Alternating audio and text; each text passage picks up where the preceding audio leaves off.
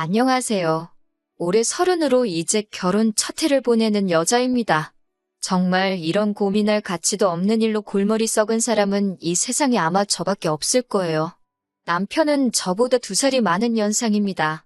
남편한테는 불우한 과거사가 있었습니다. 어머님 없이 아버님과 둘이 살고 있는 건 연애하면서 알고는 있었는데 자초지종에 대해서는 이야기해준 적이 없어요. 말하기 껄끄러워하는 것 같아서 자세한 부분에 대해서는 제가 먼저 물어본 적이 없어요. 내막을 알게 된다고 해도 제가 남편의 과거 이야기를 가지고 달리 볼 것도 아니고 때가 되면 어련히 저에게 말해줄 거라 믿었거든요. 연애를 한 지 조금 시간이 지나고 결혼 이야기가 본격적으로 오고 가기 시작하면서 그때 저에게 처음 말해줬어요. 아버지랑 단 둘이 살고 있는 이유는 아버님하고 어머님이 이혼을 하셨기 때문이었네요. 별로 어렵게 할 이야기는 아닌 것 같은데 뭘 숨기고 사는가 싶었어요. 그런데 두 분이 이혼하는 과정에서 남편이 어린 마음에 마음고생을 많이 했나 봐요. 그때쯤에서 아버님이 끊었던 술도 다시 마시고 어머니랑 다투는 걸 매일같이 봤어야 했다네요. 오죽하면 아직도 엄마가 필요한 어린 나이였던 남편이 나서서 어머님한테 이렇게 당하고만 살지 말고 그냥 이혼을 하라고 말했을 정도랍니다. 결국에는 두 분은 이혼을 하게 되었고 그 과정에서 남편은 아버지 밑으로 그리고 여동생은 어머님 밑으로 뿔뿔이 찢어지게 되었다네요. 남편도 어머니를 따라 가고 싶었지만 저렇게 매일같이 술 드시는 아버지가 혹시 잘못되시기라도 할까봐 아버지 곁에 남았던 거고요. 본인이 내린 선택이기는 하지만 어린 마음에 졸지에 이산가족을 만들어 놓은 아버지가 참 미웠다고 합니다. 그동안 아버지랑 살면서도 어머니와는 지속적으로 연락도 하고 자주 찾아뵙고 하면서 지냈다고 합니다. 여동생하고도 사이가 좋은 편이어서 동생하고도 자주 연락을 했고요. 동생은 저도 만난 적이 있는데 자취하고 있다고 들었으니까 동생이 어머니 쪽으로 가 있고 남편이 아버지 쪽에 가 있고 하는 사실은 상상도 못하고 있었지요. 아버님은 이혼하시고 나서는 다시 정신을 차리셔서 얼마 지나고부터는 술도 끊으시고 다시 원래 모습으로 돌아오셨다고 해요. 그래서 남편이 커오면서 딱히 마음고생 시키신 것도 없었고 남편 좋은 대학 보내고 좋은 회사 취직시킬 정도로 열심히 뒷바라지를 해주셨다고 하네요.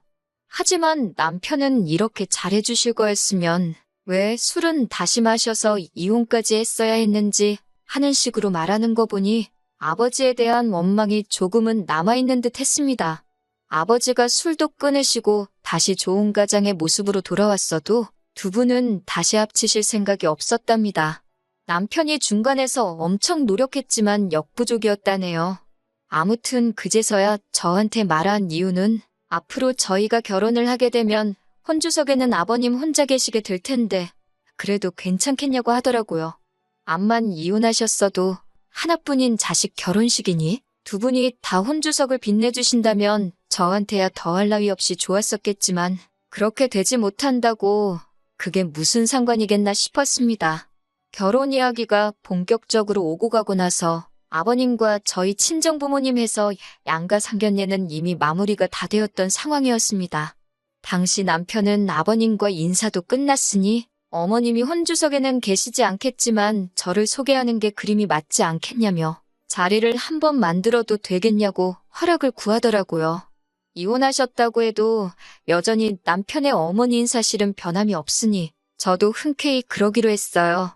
남편의 여동생은 저도 몇 번 만났고 혼자 서울에 자취를 하고 있었기 때문에 어머님은 혼자 서울에서 조금 떨어진 지방 중소도시에서 지내고 계셨습니다. 거리도 있고 한동안 코로나로 난리도 아니었으니 남편도 요 근래에는 통 찾아뵌 적이 없었나 봐요. 그 당시에 저에 대한 이야기를 따로 해준 적이 없었는지 어머님은 남편이 저를 결혼할 사람이라고 소개했을 때 많이 놀라는 눈치였습니다. 그리고 소개시킬 거면 미리 말을 해주지 그랬냐며 한마디 하셨어요. 조금 분위기 좋은 식당에서 만날 걸 그랬다고 하시더군요. 저도 남편한테 소개시키러 오는 자리를 어머님한테 미리 말씀도 안 드린 거냐 한마디 했어요. 남편은 너스레를 떨면서 깜짝 놀래켜주고 싶었다고 말하는데 그런 모습을 보아하니 떨어져 지냈다고 해도 남편이 어머님과 이런 장난을 주고받을 정도로 사이가 많이 좋구나 하는 생각이 들었습니다. 솔직히 보기 좋더라고요. 그런데 어머님하고 한참 식사를 하고 있는데 어머님이 이 자리에 한 분이 더 오셔도 되냐고 물어보더라고요. 남편이 누구시냐 물었는데 어머님도 똑같이 너희들 깜짝 놀래켜주고 싶으니 당신도 말을 안 해주겠다고 하셨습니다. 그리고 식당 안으로 어떤 남자분 한 명이 들어오는데 남편 표정이 살짝 굳어지는 걸 느꼈어요. 그리고 그때 사건이 터져버리고 말았네요. 어머님은 그 남자분을 저한테는 시아버지 되실 분이라고 소개를 해주더라고요. 그때 좀 혼란스러웠지요. 헷갈리니까 족보 이상하게 만들지 말고 제대로 정리하고 넘어가자고 말할 수도 없었고요. 자리가 자리였더니만큼 괜히 토달지 않고 그냥 넘어가려 했었어요. 남편이 어떻게 정리를 잘해줬으면 좋았겠는데 남편도 뭔가 평소랑은 사뭇 달라 보이고 말수도 적어지고 반응도 싸늘했거든요.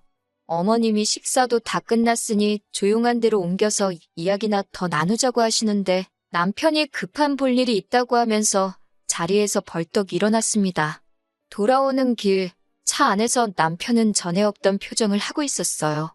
무슨 일이냐고 물어보는데도 생각이 정리가 안 되는지 심각한 표정으로 운전대만 붙잡고 있었습니다. 중간중간 깊은 한숨을 계속해서 내쉬면서요. 서울에 도착하고 나서야 남편은 여동생한테 전화를 했습니다. 어머님, 아버님이 갈라선 것만 알지 자세한 내막은 제가 전혀 모르는 부분이다 보니 함부로 끼어들 수가 없었어요. 그런데 남편은 말 그대로 멘붕이 왔는지 어이없어 하면서 말을 잇지 못하더라고요. 남편은 생각이 정리가 겨우 다 된 건지 그제서야 저한테 입을 열었습니다. 눈가에는 눈물까지 고여서 자기는 이제 어떡하냐고 하면서 제 앞에서 처음 눈물을 보이더라고요. 참 놀라운 이야기였습니다.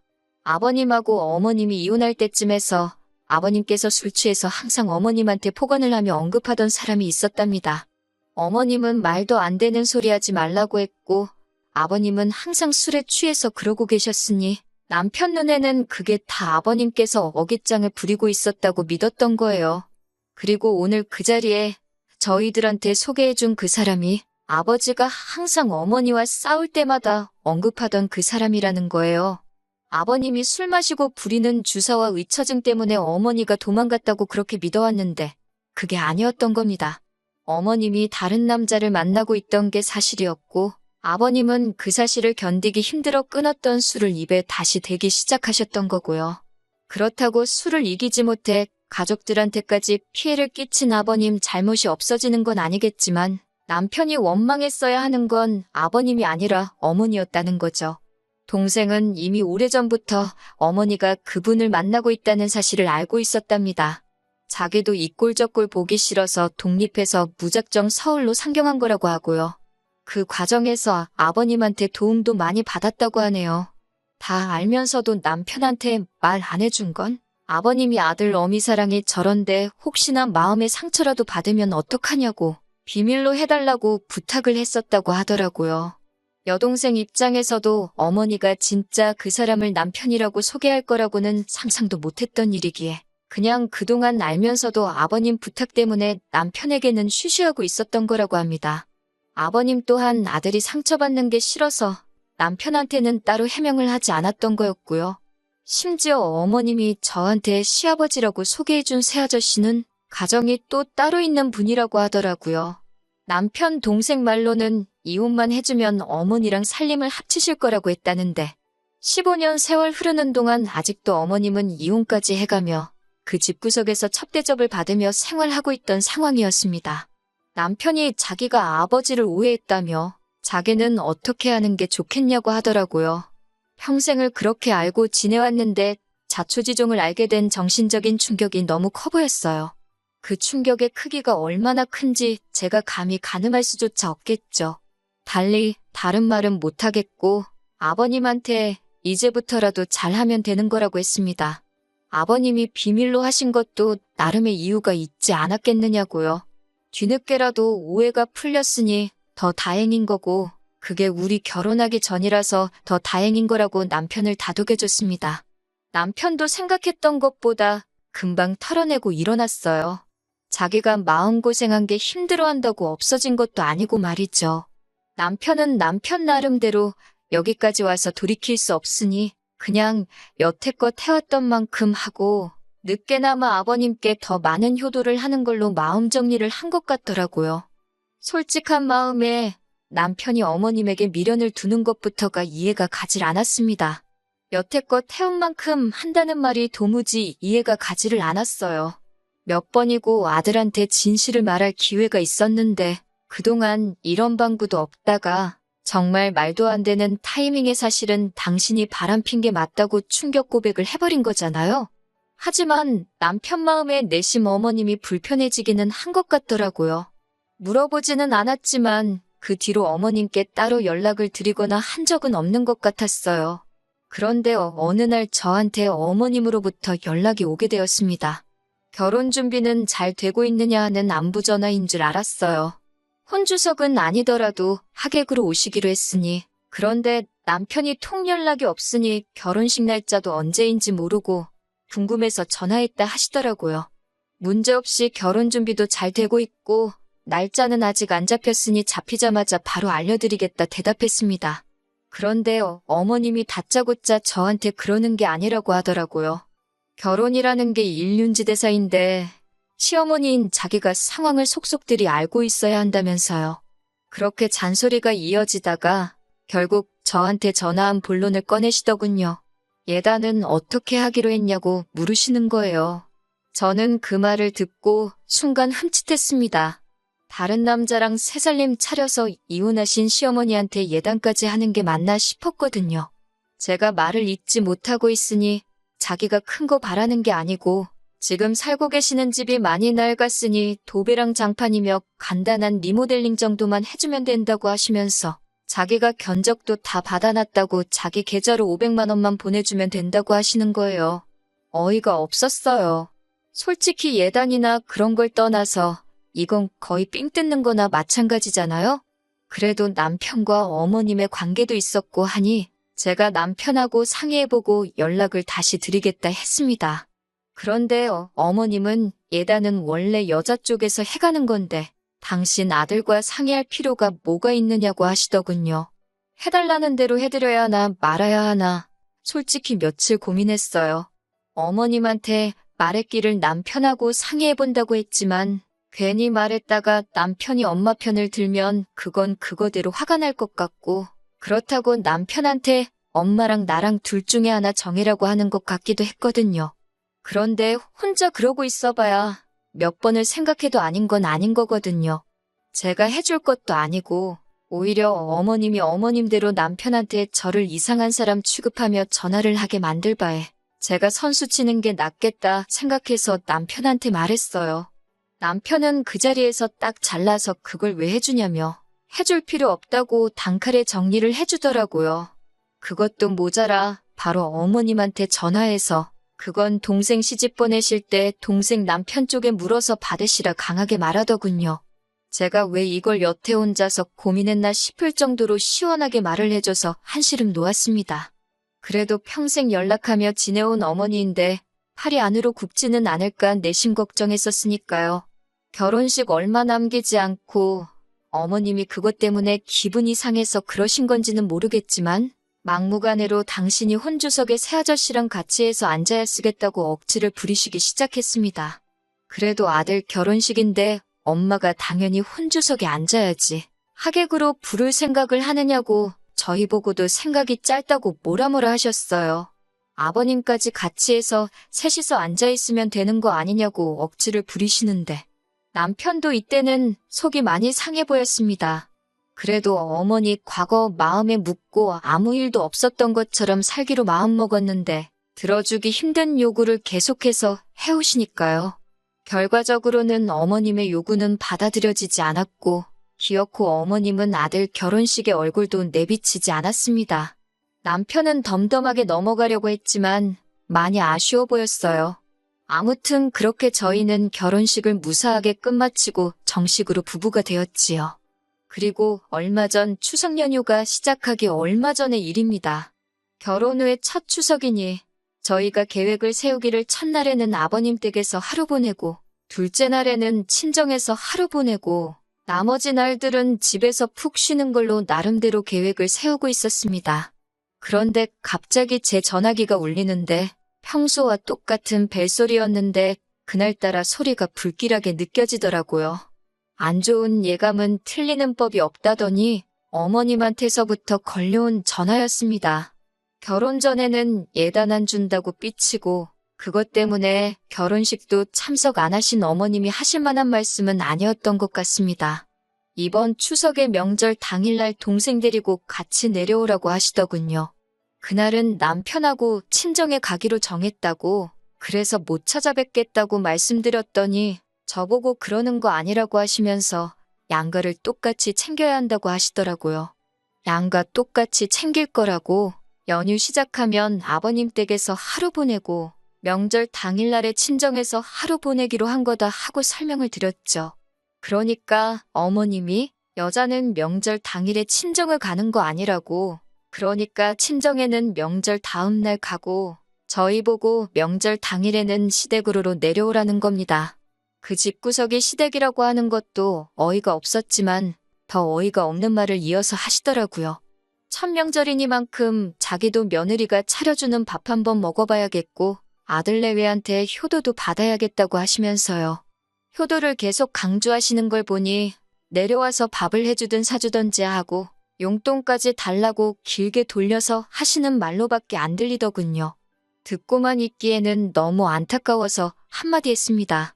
어머님한테 아무리 착각은 자유라지만 잘못해도 너무 잘못 생각하고 계시는 거 아니냐고요. 제가 어머님을 아줌마가 아니라 어머님이라고 불러드리는 이유는 남편을 낳아주신 분이기에 어머님이라고 불러드리고 있는 것일 뿐 제가 남들 하나밖에 없는 시댁을 저 혼자만 두 개를 갖고 싶어서 어머님이라고 부르고 있는 게 아니라고요. 저한테 시아버지 되실 분이라고 소개해 주셨지만 그분은 어머님이랑 사실 분이지 저랑은 상관도 없는 사람이지 않냐고. 그렇게 된다면 어머님한테 효도해야 할 자식들은 그쪽에 따로 있지 않으시냐고. 번지수 잘못 찾으신 거 아니냐고 했습니다. 왜 그쪽 집구석하고는 일도 연관없는 저희들 보고 남의 집에다가 효도를 하라고 하시는지 모르겠다고 말이지요. 자꾸 모르는 집에 효도하라고 강요하시면 저도 어머님을 어머님이라고 부르지 못하고 아줌마라고 불러야 한다고 말씀드렸어요. 어머님이 중간중간에 끼어들면서 제 말을 끊으려고 하고 말 다 했냐고 성질을 부리셨지만 아랑곳하지 않고 저도 어머님이 끼어든 말에 다시 끼어들어서 제가 하고 싶던 말 다 했습니다. 그동안 알게 모르게 마음고생하고 아직도 마음속에 죄책감을 가진 채 상처 속에 살아가는 남편을 떠올리니까 너무했다는 생각도 들지 않고 말이 술술 쏟아져 나오던걸요? 어머님은 저보고 말 잘했다고 이거 다 녹음해놨으니 자기 아들 들려주고 저는 책임지고 당신이 이혼을 시키겠네 어쩌네 하시더라고요. 그래서 저도 그러실 수 있으면 그렇게 하시라고 했습니다. 이미 제가 엎질러버린 물이고 남편이 만약에 제가 아니라 어머니를 택할 사람이라면 하루라도 빨리 털고 헤어지는 게 맞다고 생각했거든요. 남편이 퇴근할 시간이 지나서도 집에 오지를 않더라고요. 전화를 아무리 걸어도 통화 중이고 솔직히 이때 저도 안 좋은 생각을 했습니다. 어머니랑 뭔 이야기를 저렇게 오래 하길래 아직도 통화 중이고 집에도 들어올 생각을 안 하는지 걱정이 돼서 지하주차장 쪽으로 내려가니 남편이 차 안에서 통화를 하고 있더라고요. 얼마나 통화에 열중했는지 제가 근처를 지나가는데도 보지 못하고 무슨 이야기를 했는지 모르지만 제가 차 근처에 갔을 때는 통화가 마무리되고 있는 상황이었습니다. 남편은 화가 많이 나 보였고 차 밖에도 소리가 새어나올 정도로 큰 목소리로 전화를 하고 있었네요. 어머니 때문에 자기가 아버지와 평생 오해도 풀지 못할 뻔했고 동생도 저한테 비밀을 가진 채 살아갈 뻔했다고. 그런데 이제는 그걸로 모자라서 전화해서 한다는 말이 평생 함께하기로 약속한 아내하고 이혼하라고 하시냐고. 그럴 일은 죽었다 깨나도 없을 거고 어머니가 나를 아들로서 전화하는 것도 오늘이 마지막이고 자기 볼 일도 2번 다시는 없을 거라 말하고 전화를 끊더군요. 그리고 마음 정리가 안 되는지 분이 안 풀리는 건지 차 운전대에 기대서 한참 고개를 숙이고 있었습니다. 한참을 혼자 내버려뒀다가 너무 오래 걸리길래 유리창을 톡톡 노크해줬네요. 남편은 화들짝 놀라서는 차 밖으로 나오더군요. 그러면서 저한테 사과를 해왔습니다. 이미 예단 이야기 나왔을 때, 아니, 저한테 그 자식을 시아버지라고 소개했을 때부터 진작에 연을 끊어버렸어야 했는데 자기가 모질지가 못해서 못 볼 꼴 보게 만들었다고 미안하다고 하더라고요. 그리고 자기가 정신 차릴 수 있게 만들어줘서 고맙다고 앞으로 보란듯이 행복한 가정을 꾸리겠다고 약속해왔습니다. 어머님한테 유독 약한 것 같아 걱정했는데 아무리 제가 일을 저질러 놨지만 저렇게 해결해 놓은 거 보니 저도 제가 사람 보는 눈이 정확했던 것 같아요. 추석도 잘 보냈습니다. 저희가 가는 날 맞춰서 신우도 따라왔었습니다. 신우도 어머님한테 명절이고 생신이고 진작에 그 집에 발길을 끄는 지 오래였더라고요. 신우랑 남편이 한자리에 있으니 아버님도 세상 그 어떤 때보다 행복해 보이셨습니다. 어머님은 명절이라고 새아저씨 집에 같이 가 계셨을지 혼자서 외롭게 보내셨을지 모르겠습니다. 하지만 이제 보고 지낼 일도 없으니 제가 그렇게 신경 쓸 일도 아니겠죠. 가만히라도 계셨으면 근근히 아들 어떻게 지내는지 소식 들으며 저희도 자식돌이 며느리돌이 다 해가며 당신 원하던 효도 받으며 사셨을 텐데 욕심이 너무 과하셨던 것 같습니다. 이렇게 되었으니 저도 어머님이 바라는 대로 되지 않게 남편하고 누구보다 더 행복하게 살아가려고 해요. 긴 이야기 여기까지 다 들어주셔서 너무너무 감사하고 좋은 날, 좋은 하루 되기를 기원합니다.